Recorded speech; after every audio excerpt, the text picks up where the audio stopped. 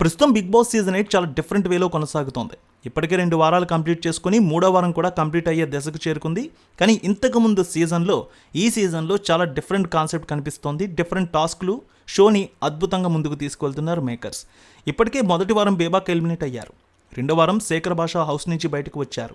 ఇదే తరుణంలో 3వ వారం అద్భుతంగా నామినేషన్స్ కట్టడం జరిగింది. ఈసారి కూడా హౌస్లో కీలకంగా ఉన్న వాళ్ళు నామినేషన్లో ఉన్నారు. 8 మంది ఈ వారం నామినేషన్స్ గండంలో ఉన్నారు.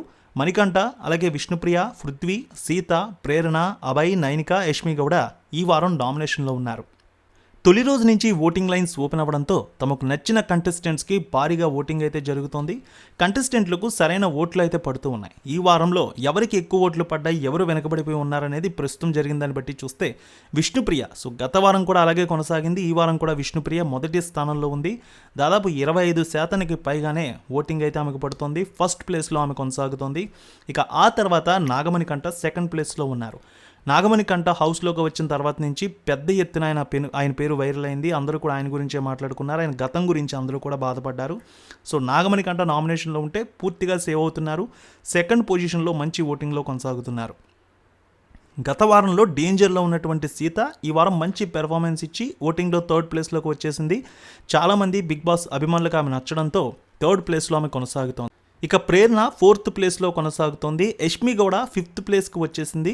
యష్మి గౌడ అంతకుముందు మంచి స్థానంలో ఉంది. కానీ కొన్ని తప్పుల కారణంగా గ్రాఫ్ అయితే ఆమెకు డౌన్ అయింది, ఓటింగ్ తగ్గింది. ఆమె హౌస్లో ప్రవర్తించే తీరు జనాలకు కొందరికి నచ్చట్లేదు, అందుకే కొంచెం ఓటింగ్ అయితే తగ్గింది. ఆ తర్వాత స్థానాల్లో డేంజర్ జోన్లో అభయ్, నైనిక, పృథ్వీ ఉన్నారు. ముఖ్యంగా చెప్పుకోవాల్సింది అభయ్, పృథ్వీ వీళ్ళిద్దరే డేంజర్ జోన్లో ఉన్నట్టు చెప్పుకోవాలి. పృథ్వీ మొదటి వారం నుంచి ఓటింగ్ లిస్ట్లో ఉంటున్నాడు. ఈ వారం కూడా అభయ్, పృథ్వీ డేంజర్ జోన్లో కనిపిస్తున్నారు. నైనిక అయితే మాత్రం ఏదైనా టాస్క్ ఇస్తే దాన్ని పట్టుకుని గట్టిగా నిలబడే శక్తి కూడా ఉంది.